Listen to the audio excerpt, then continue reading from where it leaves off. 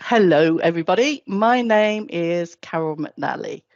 I've been in tech for over 20 years, and for almost 50 years, God, I've been neurodiverse. So today I'm going to speak to you about making tech accessible, specifically around conversational experiences for the neurodiverse. Ultimately, this will increase your and your clients' brand reputation, innovation, and revenue streams. And it will make my neurodiverse life a hell of a lot easier. So let me first give you some context. As an autistic person who also has children on the spectrum, I've got first-hand knowledge and experience on the different ways needed to make interactions more comfortable and enjoyable for a varied range of people. Uh, this knowledge and experience have come from years of trial and error.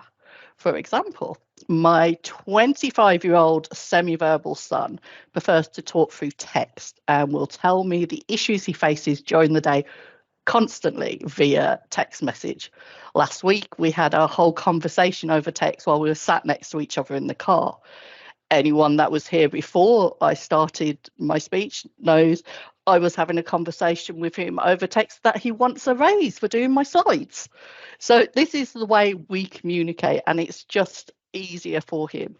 Now, in comparison, I work with an autistic client who prefers to have our conversations verbally rather than over email, and he'll call me to discuss any issues.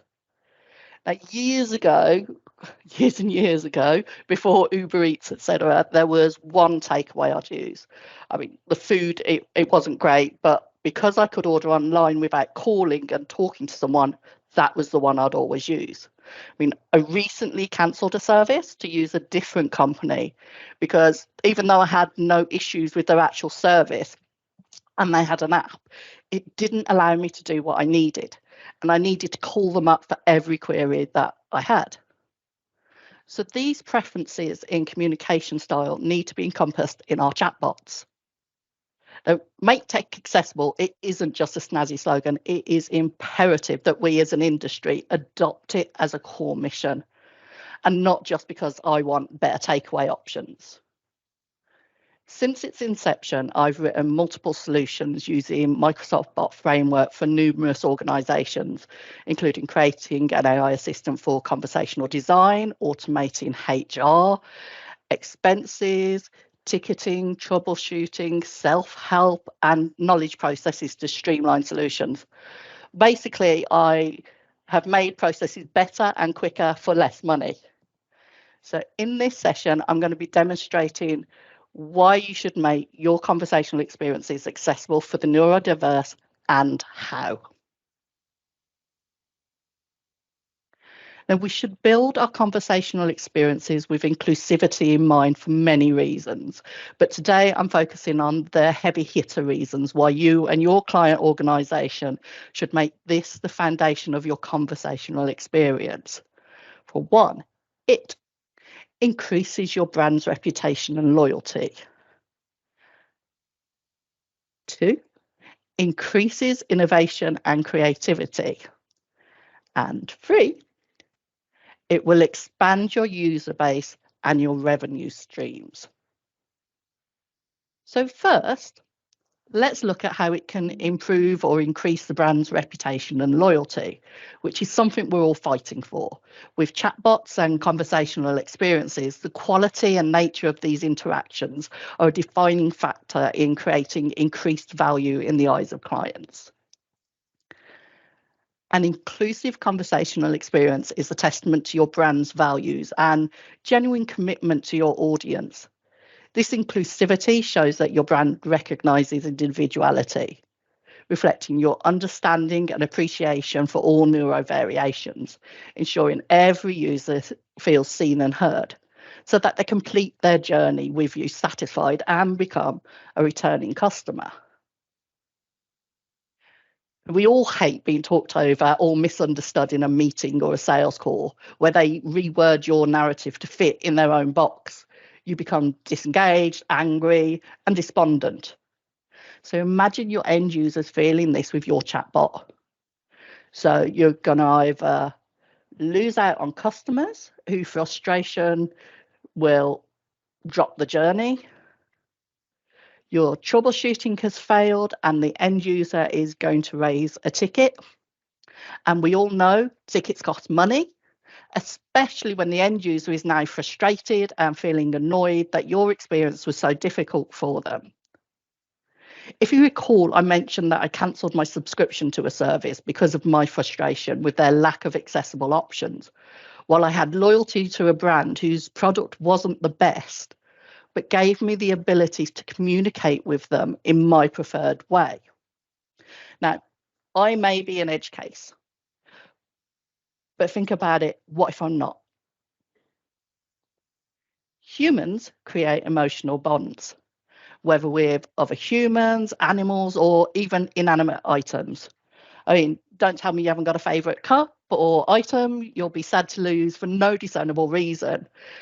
We also create these emotional bonds with brands. So if you show that you understand and value them, clients will form an emotional connection that is much stronger than a transactional relationship. Associating your brand or product with positive feelings drives long-term loyalty. Your brand's image isn't just built on your services and products, but also on its principles, values, and how it interacts with your audience and the world at large. Organizational values now reflect the importance of inclusivity. Businesses are now scrutinised for the ESG and DE&I agendas. Proposals and pitches are won or lost on the strength of their social value commitments and actions. Plus, now we've all witnessed how public opinion can shift rapidly based on social media trends. We live in a cancel culture, so having a solid reputation for inclusivity can act as a buffer for this.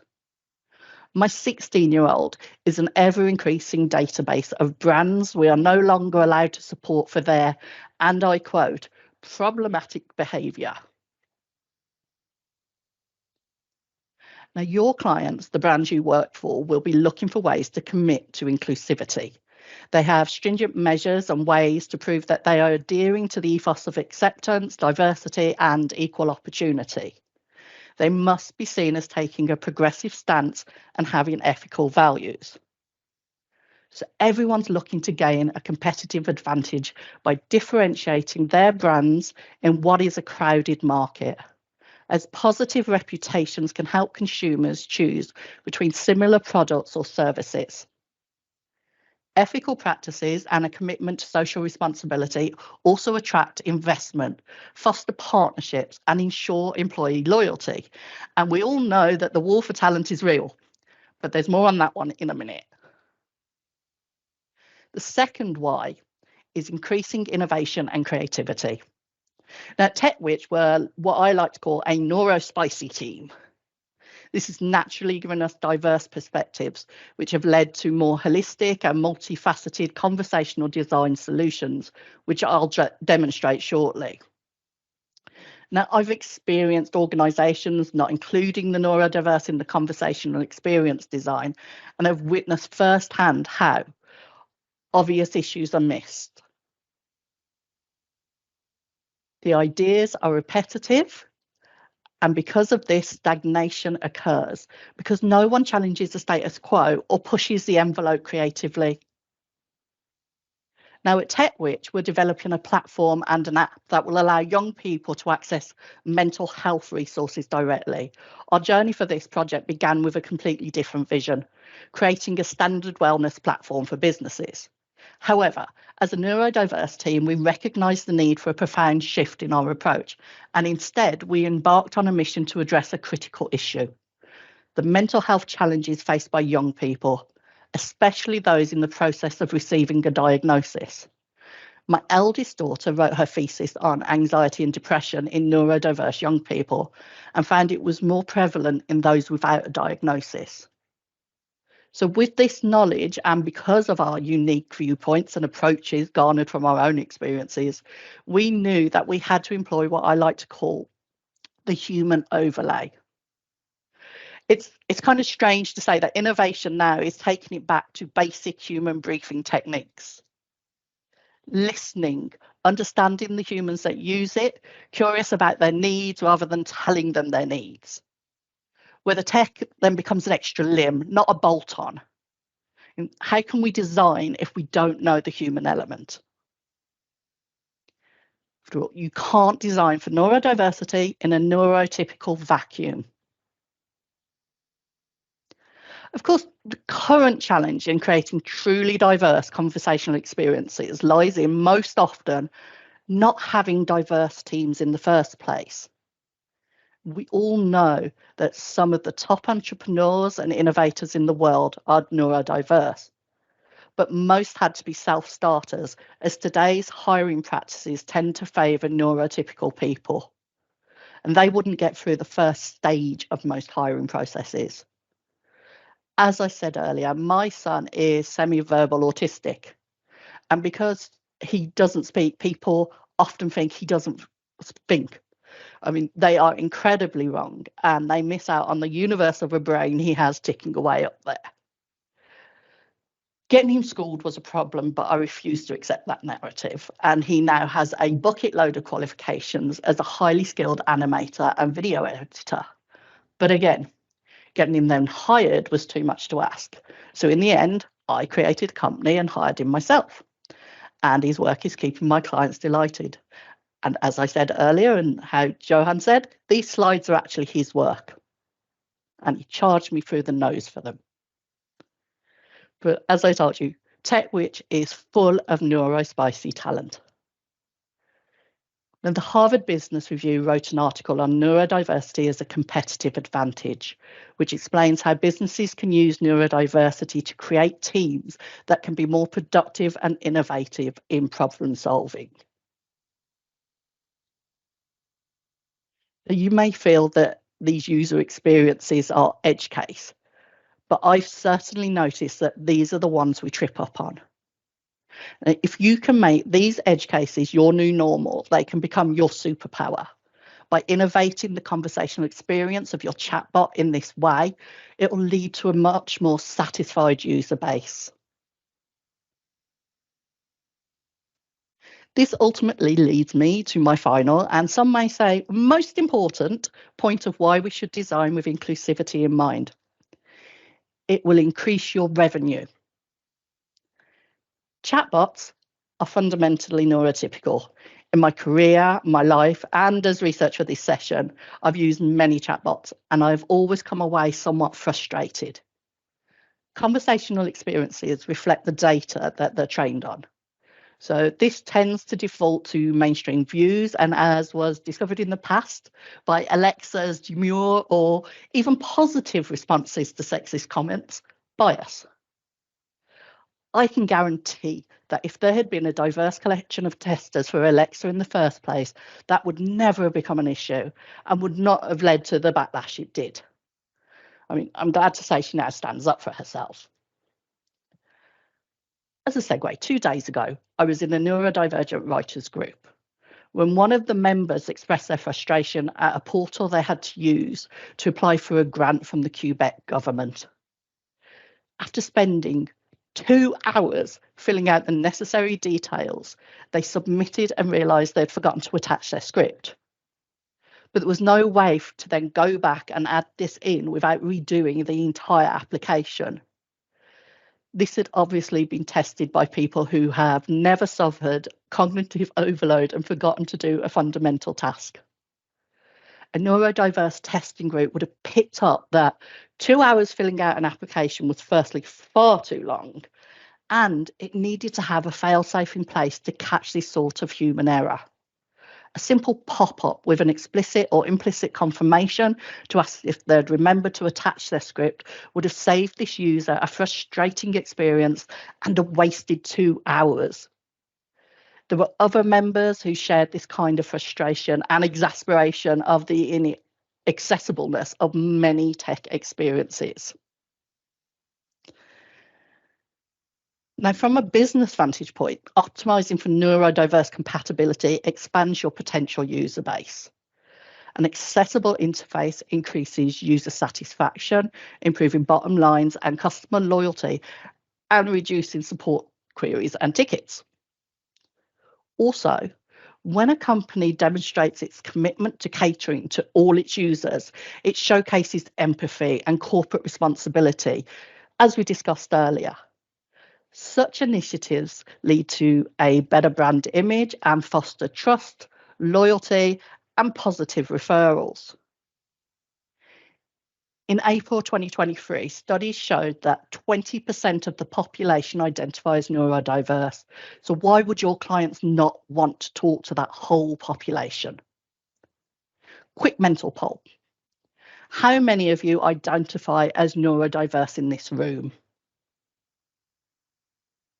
Now, simply put, the neurodiverse have money to spend and we love cool stuff. There are several statistics indicating that brands have increased their sales and achieved positive results by embracing neurodiversity. For instance, Dell, SAP, and JP Morgan Chase have all launched autism hiring programs, while Lego has introduced sensory-friendly playsets. Microsoft, too, has taken steps towards inclusivity by initiating the Inclusive Hiring Program, actively recruiting individuals with disabilities, including those who are neurodivergent. And one notable outcome of this is the Xbox Adaptive Controller, which was designed to enhance accessibility for a broad range of gamers, thereby expanding its customer base and boosting sales. So, how do we accomplish this accessible nirvana? Firstly, we embrace multimodality. Multimodality is enabling text, voice, and image recognition for your conversational experience. This allows neurodiverse individuals to choose the form of communication that they're more comfortable with. By making our chatbots multimodal, we ensure they're adaptable and versatile for all users, promoting a more inclusive user experience. It's essential to understand that communication preferences vary across the spectrum. So for individuals like me, textual interactions might be the most comfortable. However, many others either prefer or require voice commands due to their unique needs. The idea is that by offering more than one way to communicate or access the information in your chatbot, you can create a conversational experience that is more inclusive and accessible to a broader range of users, particularly those with neurodivergent conditions. Allowing users to choose and swap between the two modes also means that there would be less redundancy in your conversations, fewer drop journeys, and again, fewer support tickets raised. So although I prefer text-based experiences when speaking to a human, I prefer voice when using instruction-based technology. Asking Alexa to turn on lights or devices around my home would be frustrating if I had to type it out every time. Typically, though, Alexa never seems to understand me, while having no issue understanding my male partner. But that one is for a different session. So in situations like this, I need to be able to swap to text. Now, have you ever spoken to someone whose voice grates on you? Hopefully that person isn't me right now. But if a person with auditory sensitivities finds that the voice you've chosen for your bot affects them negatively, this will lead to an uncomfortable experience for this user, which could be mitigated with the option to change to text-based interaction. Personality given to your bot can have this effect also. I use emojis a lot when emailing or using text-based conversations to convey the tone in which I'm writing. Because as we know, the tone of a conversation is difficult to discern in text-based communication compared to verbal interactions. Though apparently, with my mixture of Brummy and autism, my default tone is sarcasm. So maybe I need emojis in real life or to smile more. But as a human, I can sometimes deduce when it would not be appropriate to use an emoji. I send love hearts to my friends, but would never do that with a colleague. Again, I'm not going to send an angry faced emoji to a client who's late paying their invoice, much as I really want to. Your chatbot doesn't know how to differentiate between these conversations. If you program your bot to use specific personality, it's got to be appropriate for all situations it encounters. So let's do an example. You've got a bot you program for a youth skate park. Its user base is described as teenagers. So you program your bot to answer with slang used by young people. Now, although incredibly cringy, this could be appropriate.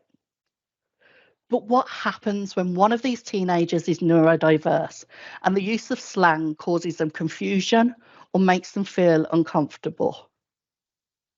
You now have a negative experience that will be shared with others, fostering a less than positive viewpoint of your skate park. A few nights ago, I was asking Alexa to turn on Bug, our bug zapper in the kitchen. And although Alexa was beeping, nothing was happening. In the end, I used the Alexa mobile app and then went upstairs to discover that Bob, our bedroom air conditioning unit, had been turned on. Now, it could be my fault for having Bob and Bug, but a simple implicit or explicit confirmation could have reduced my frustration, dealt with the situation quickly, and made me feel listened to rather than ignored, which leads me to my next suggestion. Use conversational design. Conversational design can help you create better chat experiences when done with inclusivity in mind. When implemented thoughtfully, conversational design can make your chatbot more inclusive.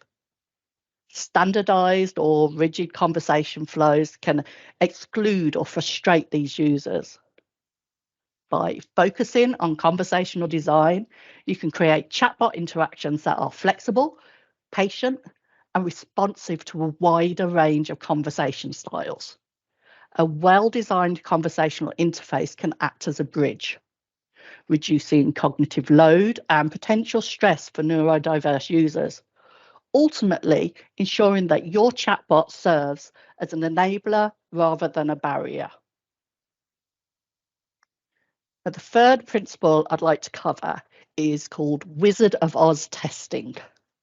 Now, Wizard of Oz testing is a research method in which participants interact with a computer system that they believe to be autonomous, but it is, in fact, being operated or guided by a human, or the person behind the curtain pulling the levers, as in the Wizard of Oz. It's frequently used in the development of conversational experiences to gain insights into user behaviours, expectations, and requirements. The inclusion of neurodiverse individuals in these tests mean that your conversational experience will be tested by a broader user base. Systems only tested with neurotypical individuals may have unintended usability issues for the neurodiverse. This can also give you an insight into better error handling.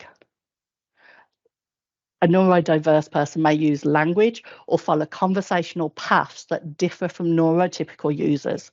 So including them in this testing can help with understanding and designing for a wider range of conversational patterns.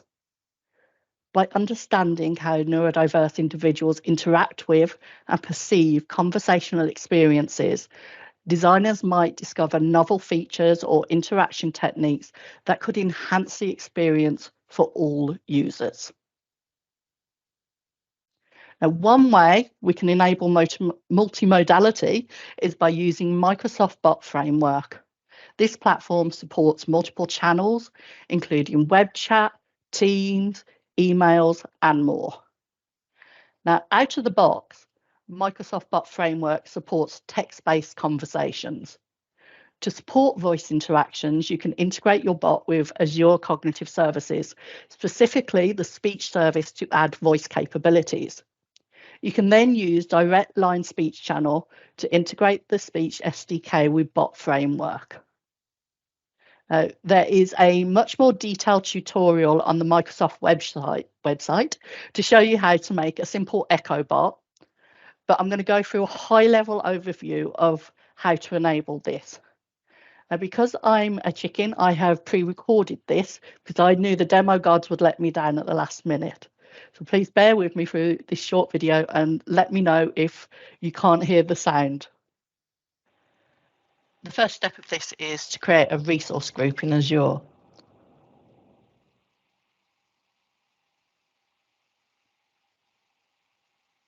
I'm also going to change the region because I'm based in Europe.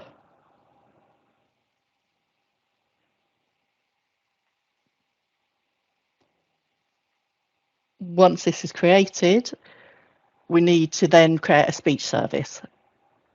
As you can see, I'm adding it to the resource group we created earlier. I'm also changing the region to make sure it matches the resource group we associated it with. Once we've given our speech service a name, we choose the pricing tier, and then we can deploy it.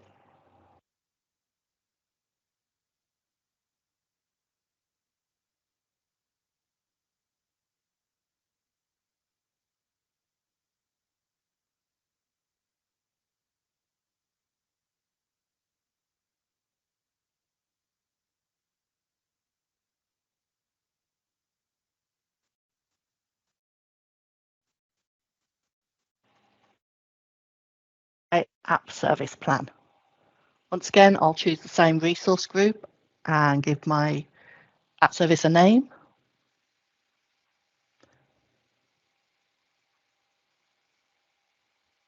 I'm selecting Windows because I'm building this in Windows, and then select the same region as before.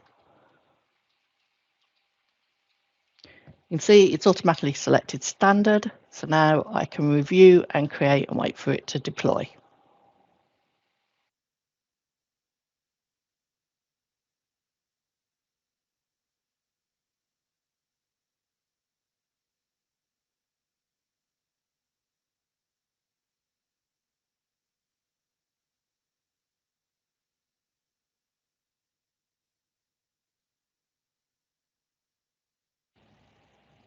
Once that's deployed, we can check our resources, and as we saw earlier, we have our speech resource. If we refresh the page, we can also see our other resources, our app service plan and our resource group. Drilling down into the resource group will show us our associated resources.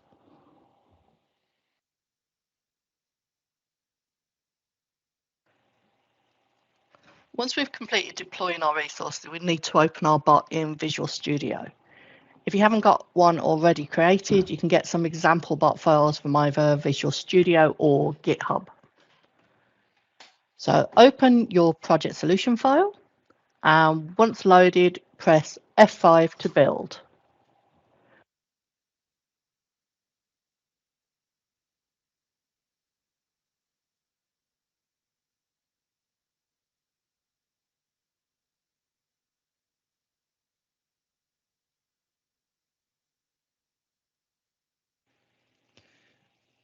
Once this is built, we need to publish the bot to Azure.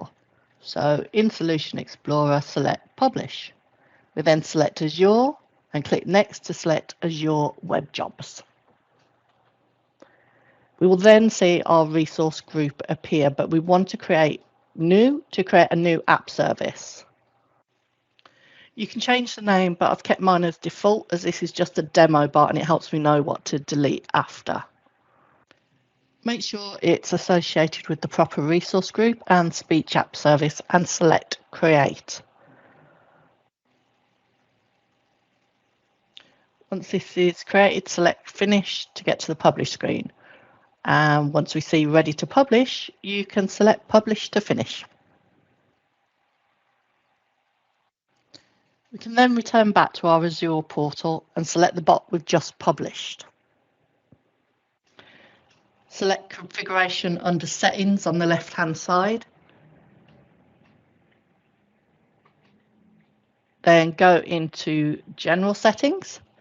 And in here, we need to turn WebSockets to on and make sure you save. We then need to create an actual Azure bot. As before, give your bot a name and associate it with your resource and region. Then review and create.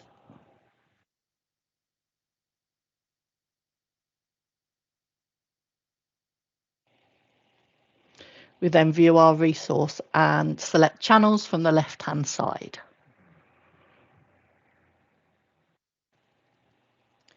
We need to connect our bot with the direct line speech channel. We connect this with our speech service, and I'm selecting the default bot here as I've got more than one. Now we go to configuration. We need to apply our messaging endpoint here. You can find this in our app service under default domain.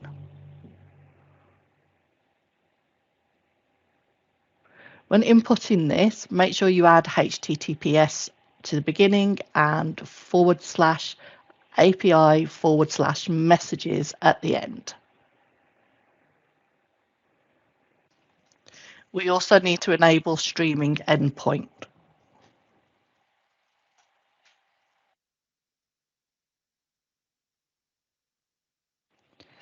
We then need to go back to Visual Studio and open the Voice Assistant client. This can be downloaded from GitHub. Once this has been built and the client portal has appeared, you can go ahead and test your bot's speech function.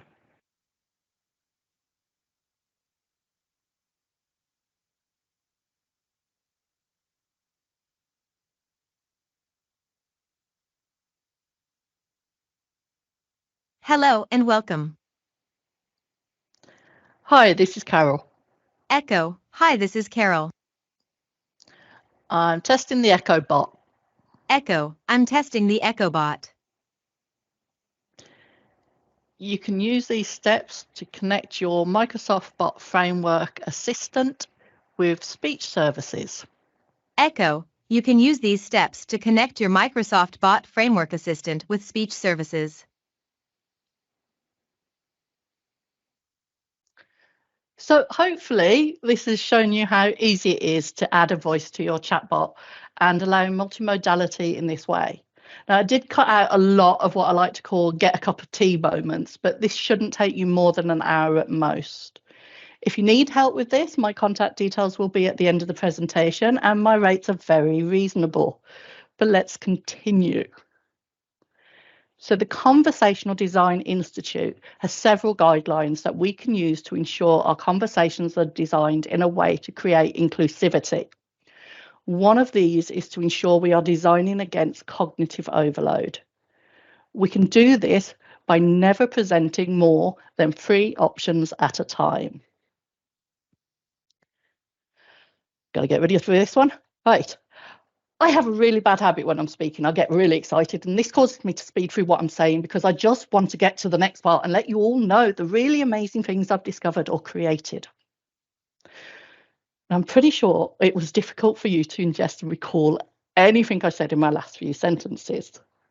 In bot-to-human conversation, just like in human-to-human conversation, we need to slow it down so that the other person can ingest what we are saying without getting overloaded. I'm sure we all know about TLDR or too long didn't read. We need to present our information in a clear, concise way that won't cause this cognitive overload. Now, if I go through what I was trying to convey earlier in a more concise way, I have a bad habit when I'm speaking. I get very excited. This causes me to speed through what I'm saying because I just want to get to the next part and let you know all the really amazing things I've discovered or created. And I'm sure that was much easier for you to listen to and comprehend. It was a lot easier to say. The same design should be utilised for your conversational experience. Don't ambush your user with a wall of text or a plethora of options. So as I said, the Conversational Design Institute recommends presenting no more than 3 items at a time. The brain's working memory exhibits optimal quick retrieval and processing when focusing on 3 items. This contrasts with the traditional belief that our capacity can hold up to 7 items. For neurodiverse individuals, this is especially pertinent. Adhering to this guideline enhances our ability to optimally retrieve and process information, even more so than the general population, given the variations in how their working memory functions compared to neurotypical individuals.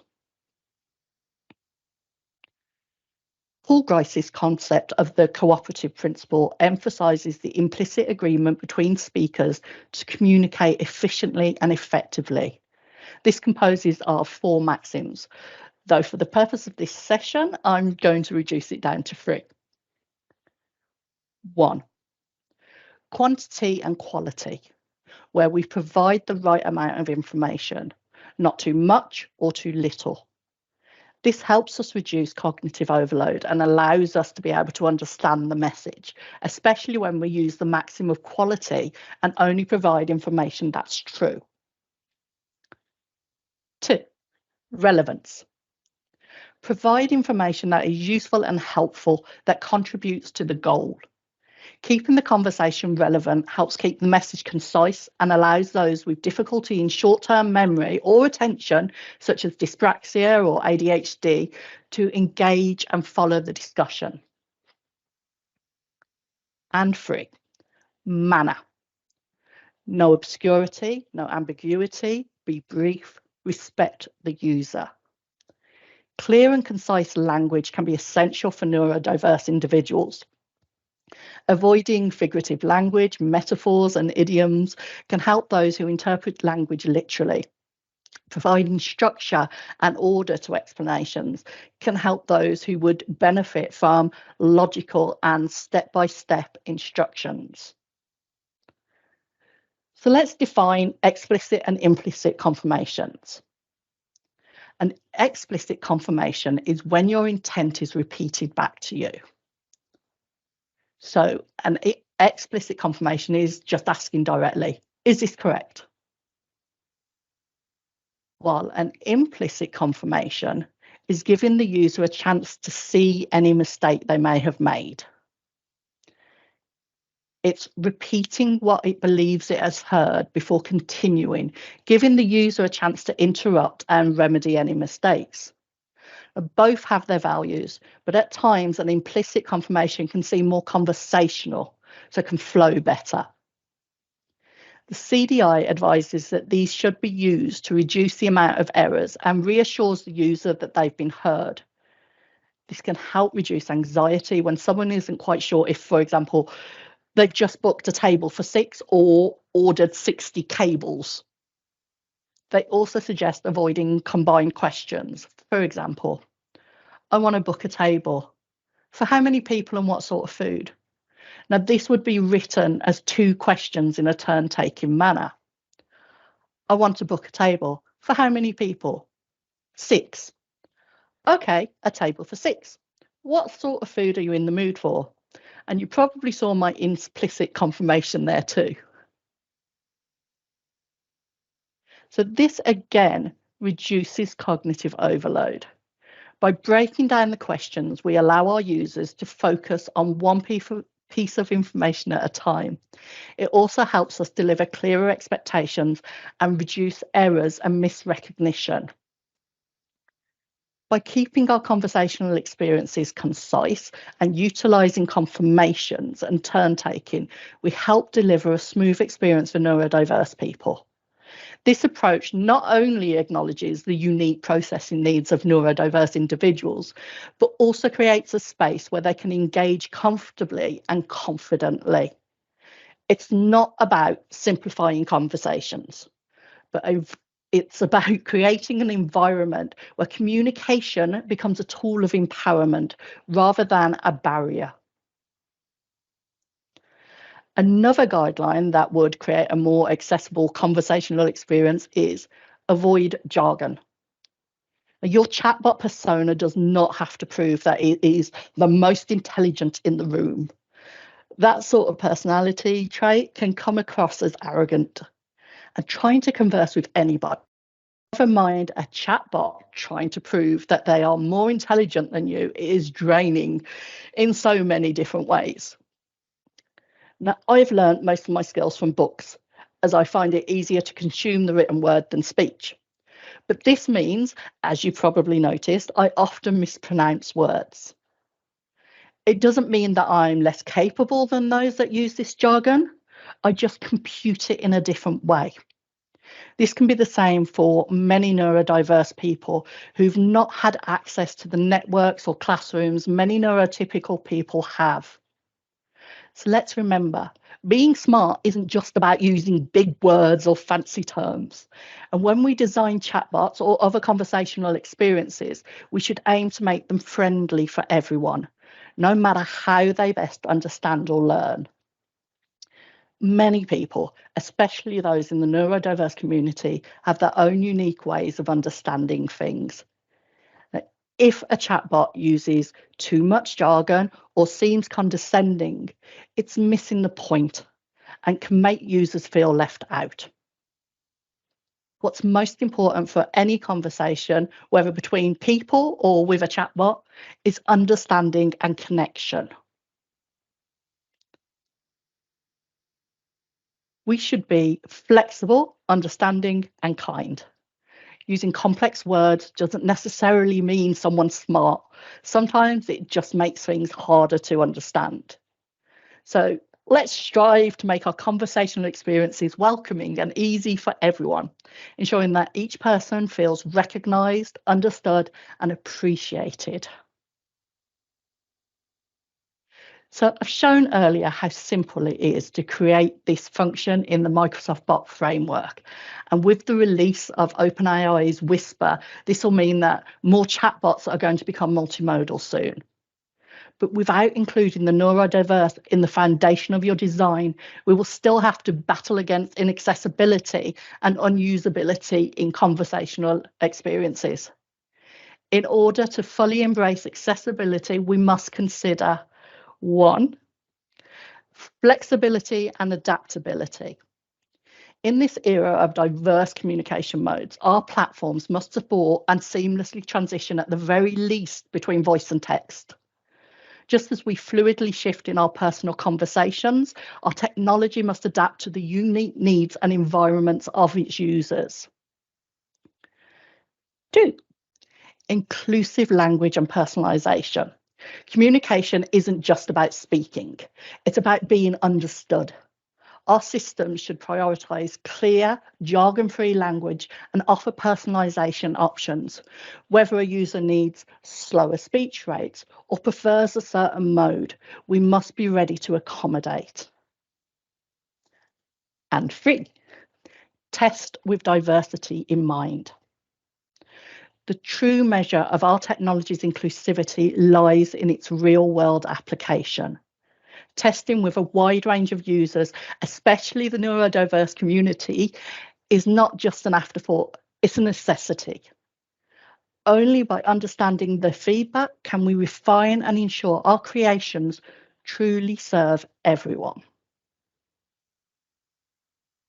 Inclusivity should not be an afterthought, but a foundational principle. We need to work to bring down the boundaries facing all underrepresented people to truly become innovative and bring about groundbreaking solutions. Sidelining or overlooking the value of diverse perspectives stunts the growth and evolution of our industry and your ability to truly expand your products to their fullest capabilities. Now, I am wondering, how does your company hire? I'm not saying you've got to be a mother of 4 neurodiverse children, each with their differing needs and having to wear a typical mask for 50 years to become an expert in conversational experiences for the neurodiverse, but it certainly helps. After all, how can your organisation and your client's company truly design inclusivity without us being in the room? Thank you. Any questions?